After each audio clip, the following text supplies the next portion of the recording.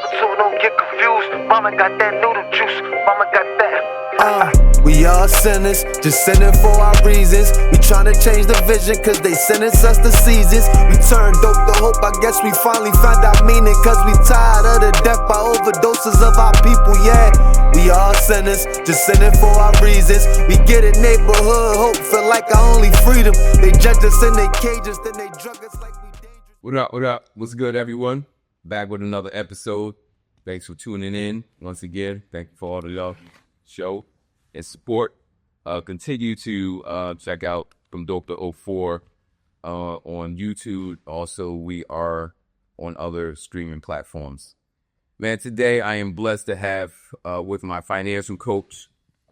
My man is whipping me into shape, and I'm grateful to have you. So, Rashid, appreciate you, bro. Always shivering you fried, man. Just let me give the people a little bit of your background, man.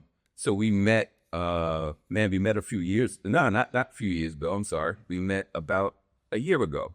Yeah. We have a common friend, and this is why this circle. You need to enlarge your circle, man, because people know people, and it just seems like that's the way growth happens when you start to connect with different people, not your A1s, right? Your day ones, bro. We need to drop that. We need to get with a different group to help us grow. So I wanted to read a little bit of his background. Rashid Chamber is a serial entrepreneur, a community leader, committed to bringing the gap between technology and financial literacy and in underdeserved communities. He is the founder and CEO of New Jersey Web Studios, a digital marketing agency specialized in web design, SEO, and lead generation for small businesses. I need that. Through this venture, Rashid helps entrepreneurs establish a strong online presence and generate consistent revenue. Rashid is also a visionary behind Eco Learning Center, a nonprofit that delivers innovative STEM education programs to youth across New Jersey. Smart black man, loving it. Under his leadership, eCode has empowered hundreds of students through hands-on coding, robotics, AR/VR, and web design boot camps, often in partnership with local libraries, schools, and community organizations. Bro, it went on, but because time is short, it might do. I had a little cut it on, but it's impressive, and to be able to read that and understand, like, we're just not a one way. We are well rounded. We are not a monolith. Not sure. We're all over the place, and we cover. I mean, be one for Sonatas. If you unlayer, you'll understand that we have our hands in everything. Yeah. Talking about us as a culture. So this idea that we're just one way, that's not true. Sure, we have to expect the best from us. So, expect the best. All right, so let's just dive right into it, man. Today we were talking about mind your business, and the thought came from Rich Dad Poor Dad, Robert Kiyosaki, and I'm just reading it again for the second time. Nice. And now it's actually resonating more with me, just because of my growth as an individual. But he emphasizes on a lot of what the traditional way, what we've learned to go to school, get a good education, and go find a good job, 401k packages, and retirement. Like, that's it. Yeah, for us. He's that's how much the guy that read. We don't even got that a little bit. That's what concept of the poor dad. Yeah. The rich dad says no for mind your own business, have your own business, generate. Don't put a cap on your income. So I just want you to talk to you about that, and like, what's your thoughts on entrepreneurship as in the black race? So I think if you are a part of a group where you feel that you have been ostracized, where you have been set aside from a lot of the things, right? And in this country, there's a history of it. We've been pushed out of the GI Bill. We've been pushed out of FHA until the 1970s, by the way, after we signed every bill that we needed to sign, right? So if you know that you didn't have access to the same amount of capital, you pretty much start, we are in this country for 450 years, but at the same time, We don't have access to any capital because we don't even get out of slavery until 1865. Okay. So that gives you about 100 years, civil rights, Jim Crow, everything else. You don't have access to generational wealth. How do you get it? Through a job? Through working for some of the same family-based institutions so that your great-grandfathers work for free? So entrepreneur is extremely important in our community. Yeah. It's the only way through. And we don't have to all the time have to leave a 9 to 5, right? We can actually work a 9 to 5 and have our thing on the side, right? Yeah. Why can't we work here and invest in real estate, right? Most people don't. Most people just don't. And I would never tell. It's a rule of thumb. When you feel comfortable enough to where your side income can replace your job, then you have a decision to make, right? And that's it. But for the most part, starting your entrepreneurial journeys, you kids start that with lemonade stands. Anything. Somebody does nails on the side or something like that. All right, well, your business. Think like a business person. Bring in more clients. Get the job done with the same amount of quality, but faster. Sure. You're an entrepreneur. Keep going. So, yeah. So, and we look at our urban drug-infested areas, like that was our first chance or opportunity at entrepreneurship, right? Like, there wasn't, we didn't have to form, and we'll go into it, but we didn't have to form legal structures, right? We didn't have to hire, we didn't have to think about S Corps and LLC, or like we just was like, okay, it go pack, bam, it's money. But we did not understand if what it was doing, the generational damage it was doing to our people that we were selling that to, and what we were doing to ourselves at the same time. But you mentioned something about slavery. Yeah, I gotta go there because we're slaves and we're unshackled, right?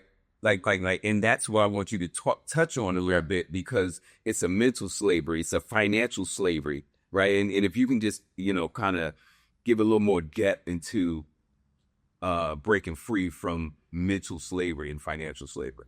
Well, I mean, and that's tough. That's a lot. Oh, yeah. So, yeah. The simplest way to actually approach that would just recognize certain things. You're not taught financial literacy in school, but you're forced to go to school for, like kindergarten all the way to 12. If not, someone from truancy is coming to your house. So they do enforce education, just not the right education. Yeah. Or not any education is going to benefit you in the long run outside of the core subjects, math, reading, etc. You do need those things. But why not financial literacy? Sure. What is the incentive for someone who's created a school to prison pipeline? What is the incentive of them to teach you the tools so that you don't fall into the same traps? There is none. Of course. So if there's no incentive there, then you have to go out there and seek that knowledge for yourself. A lot of people don't even know how to use a checkbook before they're 18 years old, or they're put in a position where they have to. Why is that? Because there's other kids in other communities where they don't have that as an issue. And it's not necessarily just structural anymore. This is inherent racism. Yes. We have to look at it from that perspective. You can still be unshackled and financially indebted to someone else. How does that not make you a slave? Well, I'm breaking free from this slavery of debt. Yeah. Right. When we hear the numbers about African Americans being one of the biggest consumers, but our net worth is a third to what other nationalities have, what it says is we like to spend. Yeah. We don't like to save, and we don't like to invest. And that's a psychological issue. That's an emotional issue, because structural issue. Absolutely, man. And look, that's a whole nother conversation, because look, Michael Jordan selling his sneakers for one something, right? And my mother only makes this an hour. How can I go buy those Jordans? I want them. So now my recourse is, I know how I can get those Jordans in one day. Now I'm going outside. In the environment, it's right there for me to get. So when you just say that structural, I'm looking, it's broader than just us. It is a system that's already put in place to kind of keep us enslaved, whether it's in cars, whether it's in jewelry, or fine clothes, Gucci bags. The rappers are look, they're great marketing tools, right? they're getting the millions, but guess what? Are they investing millions? Yeah. Yeah. Barely. Yeah. For the most part, because they're industry slaves, right? Or what they call them, public tools, etc. Whatever. If you want to change your name, you can change your name. If you don't want to be considered a slave because you have debt, then don't consider yourself to be a slave. Consider yourself to be indentured too, if that's better, right? Consider yourself to be indentured too. That's fine. You could just take that, because as long as there's something that's motivating you to behave in any way outside of that you were intended to, or your life experiences have allowed you to, and you're going to fall into those. You mentioned the structural stuff. Carter G. Woodson, he had the book called, what's that? The Miseducation Didn't Rub? Yes. Yes. And talks about our status Yes. and how we consume. And that hasn't changed since he wrote that book in the late 50s to what's going on right now. As long as I can gain validation on having more than the poor person around me, I never have to aspire to be anything better. Yes. I never have to aspire to be better. I just got to do better than the last poor person, not to aspire to be better in general. So, Death by comparison. death by comparison, mindset. Wow. Mindset. Nah. Yo, so let's go into, I know me and you are working on some things, and you've helped me a lot on the structure of a business. Yeah. I started off, just gathering information, but not understanding the LLC and the S Corp and, as far as taxes and the benefits. So can you, just kind of share with our audience on if they're interested in starting their own business, like which way should they go, if you could? So, yeah, I just want to talk about the benefits of having a business. So before anything else. Sure. So a lot of people, you're out there practicing your side hustle, but you're not able to benefit from it. And the biggest issue is you're not going to be able to write anything off tax-wise. Yeah. You're going to assume all the income that comes in. So it means that what your business makes is just you. Now, if you're considering yourself to be a cash person, that's all well and dandy, right? You're dating, to pay taxes. The issue is that if you're looking to go buy a house, maybe you need that extra income that show proof that you can afford to pay for that house because your side hustle is so consistent. Formalizing a business, you're treated differently as a business entity than you are as a person. Why not duplicate yourself by having a business? That's first of all. Okay. Structure of a business and why you should have an actual business. Well, start off with an LLC before you do anything like going to any corporation or anything like that. The whole purpose of having an LLC, a limited liability company, is to protect your assets. So if you did buy a house, you did buy a car, and you had assets, but something happens where you're being sued or something like that, your business can't be sued, if you're being sued personally. Yeah. Vice versa, the same thing. If you do have a business, a tattoo shop, someone loved it today, their tattoos, but hated it tomorrow, and they want to sue you. All right, well, they can't go after your home, now because you are protected under an LLC. This is the reason why you want to have these. There's tax benefits and everything else like that, but protection is the first and foremost. And when you start to get something, you want to make sure you're starting to think about how you're going to protect it when you get it. That's the first and foremost. So structure a business. Yeah. Man, and a lot of us learn, like my learning curve was over 10 years. And because I did not do the research and I did not surround myself with people smarter than me that knew more than me, right? I had to kind of do everything on the whim, right? And so, and what I've learned from you, like you're passing this information on me to make me a better business person, and that's what I appreciate with expanding your territory, your circle. So we talk about the structure of business. I want you to kind of talk about the benefits. You tapped into a little bit, but the tax breaks that the other nationalities use, right? That why we're not using them. And if we find out about it, why we're not applying it, like, you know what I mean? So if you would. Well, that's a two-part. I'll go to the back and just that first. We don't apply it because of learned helplessness. Just specifically in our community, we're conditioned, and we had people reinforcing it that we can't do this and we can't do that. You told someone once upon a time that you wanted to start your own business, and they told you was nuts. Absolutely. Told you was crazy. I remember the day and time. Yeah, those are the things you don't forget, and they probably love you too. Yeah. That's the whole thing. They're not always haters. Yeah, yeah. Right? Yeah. Because, like people don't want to see you go through any kind of pain. They're going to limit you based off of their own experience and their own experiences. So they're going to tell you what you can't do. Yeah. So that's the first and foremost. We don't even try.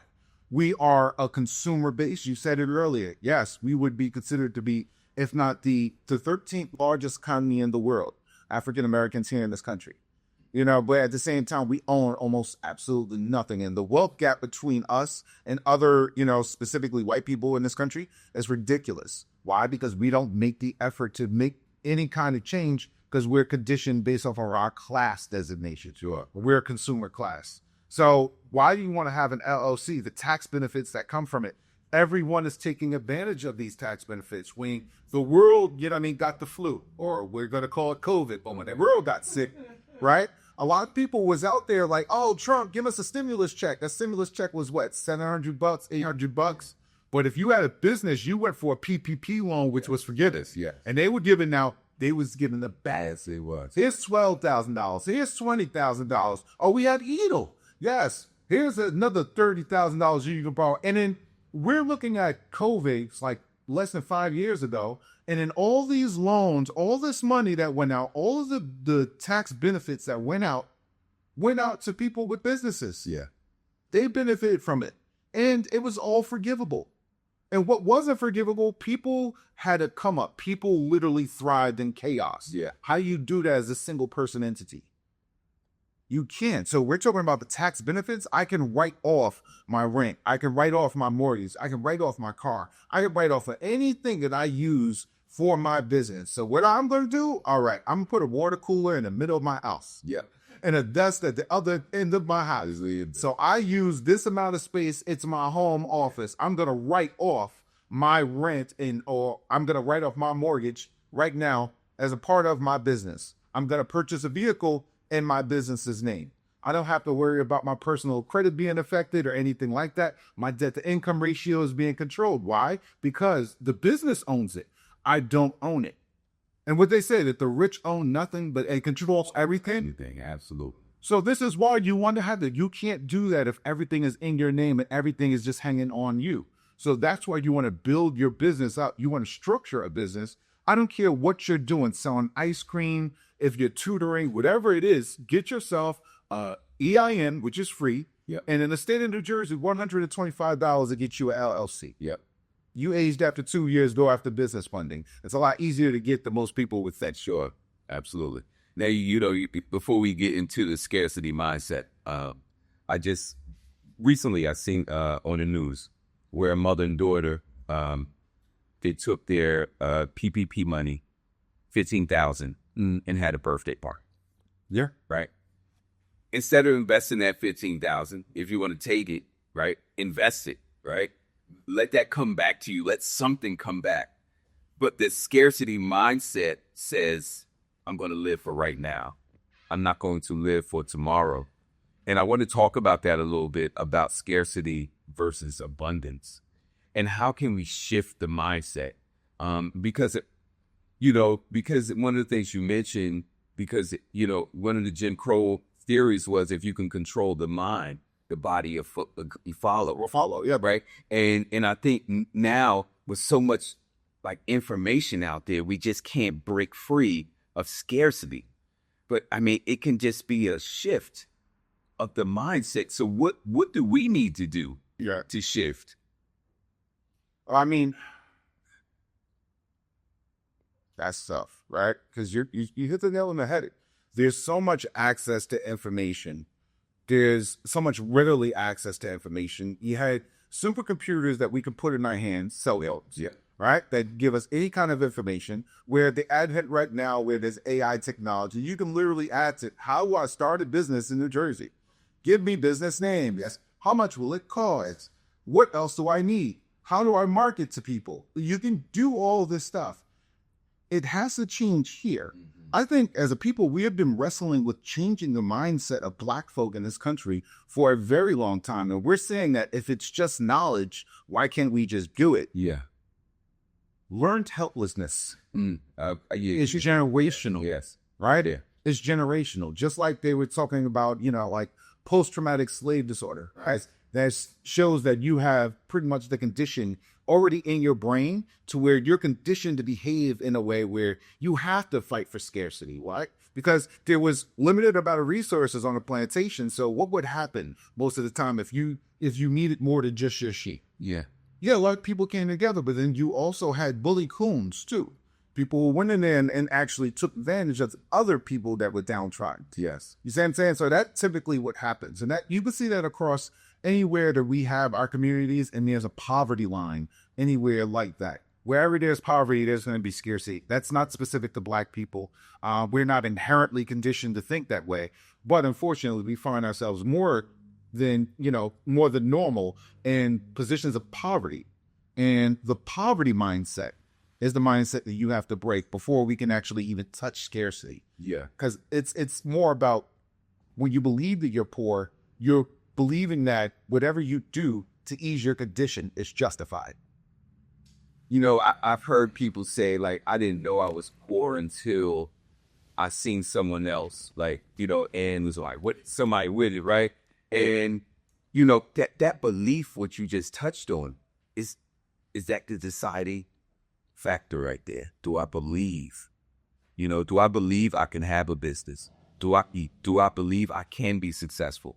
Do I believe that I can be a multimillionaire? Do I believe I can have generational wealth? Like it starts from your belief, and it's all right here in the nugget, right in the mind. Yeah. And I want to go back just a little bit because it comes back to our identity, I believe. And listen, my mom's did what she was a single parent with a one family home. She did her numbers. Like she did, but she worked. But she showed me how to be a homeowner, but she didn't show me how to be an entrepreneur. That was something that I figured out because at some point I says, hey, I want to help my community. And the best way to help my community is to allow them to have jobs, especially, second chance. Like that was my goal. That was my purpose, my why. Like I wanted to help those who was in the system. They came out and they wanted to work and change their lives. And I see numbers. I see good, positive, trajectory, that people are tired. It's just like, man, I've been doing this way for so long. My mother was like this. My grandmother was like this. And I just don't know how to get there. So is mentoring the issue? Or what do you think that can help with that to shift the mindset? All right. So is that one? That's the normal condition. But anybody that says that they want to do something, but it doesn't know how is already in a better position than someone that's not even trying at all. Right. So that person is already on Hope Street. You know what I mean? The Dope Street person is going to be the person. Yeah. The Dope Street person is going to be somewhere else where they're just being, and not necessarily on drugs. We know what we call it dope outside of it. That's multiple meaning. Absolutely. Dope. You're just not thinking about it. It's not something that you come across. So Dope Street person isn't going to think that way at all. That Hope Street person starts with that button. Absolutely. I want to do this. And that sparkle right there. Yeah. That in of itself, it's something that's created in their brain and it allows for all possibility to happen. Your brain is a very, very particular engine. Mm-hmm. And we don't understand that. It liquefies. It doesn't turn to meat or anything else when we're gone. It liquefies. It's a very specific thing and it escapes pain. So if striving for something is going to cause pain, your brain is going to conditionally stay away from it. Yep. And it's not going to entertain it. The minute you tell yourself you can't do something, you're right. Yeah. Your brain is not going to look for solutions. Why would it? It's painful. This is why people don't budget. This is why people don't check their bank accounts. This is why people don't do a lot of other things. If you consider yourself to be a brave person and you are a go-getter, or at least you believe yourself to be a go-getter, I challenge you to look at your bank statements for the last 3 months and find a way to save at least $300. Wow. Challenge. A challenge. We need to be challenged. A challenge. Just see if you see. Let's everyone declares who they are. Who are you?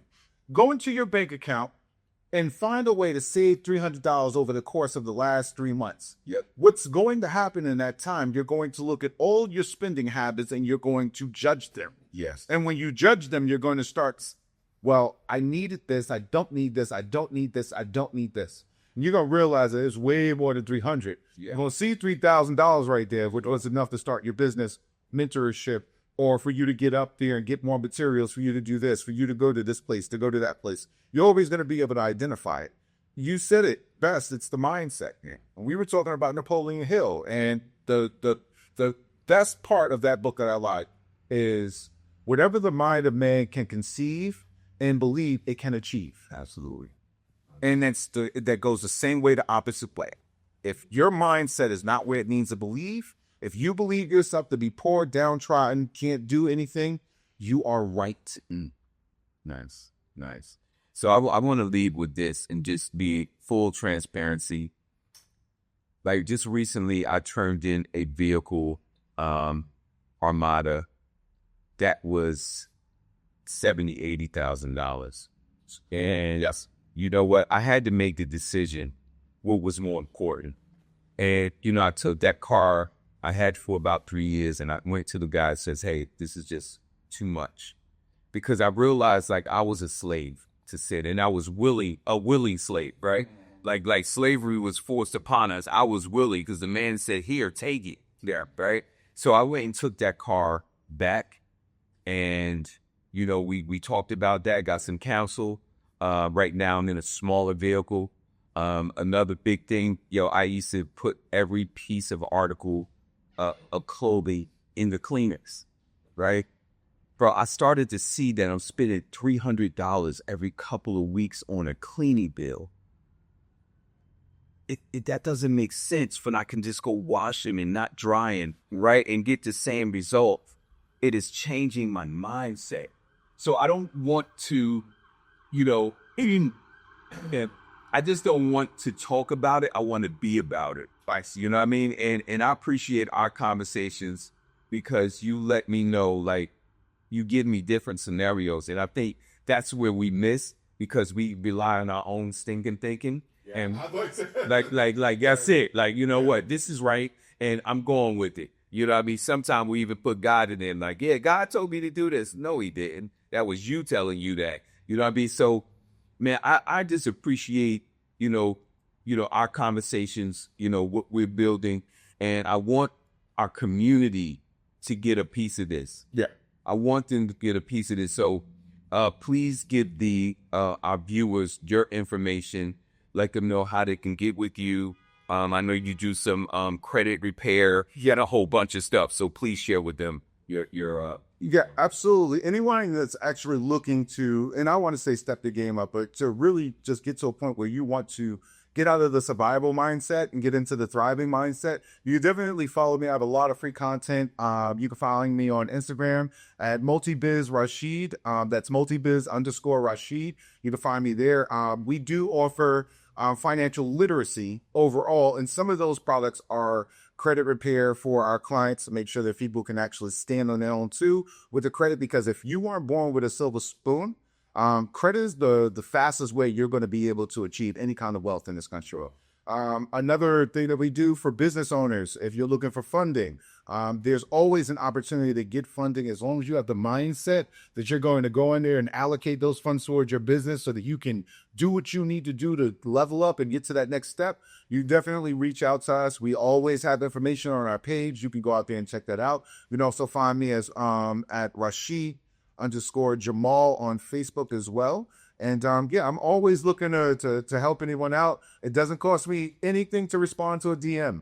So definitely reach out. But for me, I appreciate you, man. Listen, this is the assignment for me, right? To bring the information that I'm getting, that I'm utilizing, that I'm seeing benefits to share with my people. Yeah. Like, for so long, I was working on the other side when I was, bringing poison to the community. Now trying to bring some light, right? Some health to the community, to our financially healthy, Like, and I'm just trying to share that with people. But man, I appreciate you coming through, bro.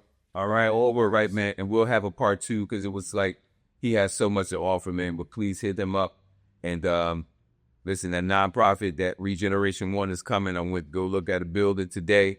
And we're going to have a different approach. We're not going to just fish for a man. We're going to throw a net out there so we can get a whole bunch of fish. Yeah. And that's the idea. That's that larger net. That's Find yourself in track, man. Everybody find your way to Hope Street, man. yeah. So just a couple turns, man. It's a couple turns from where you've been doing it. Yes. I appreciate y'all, man. Peace. Peace.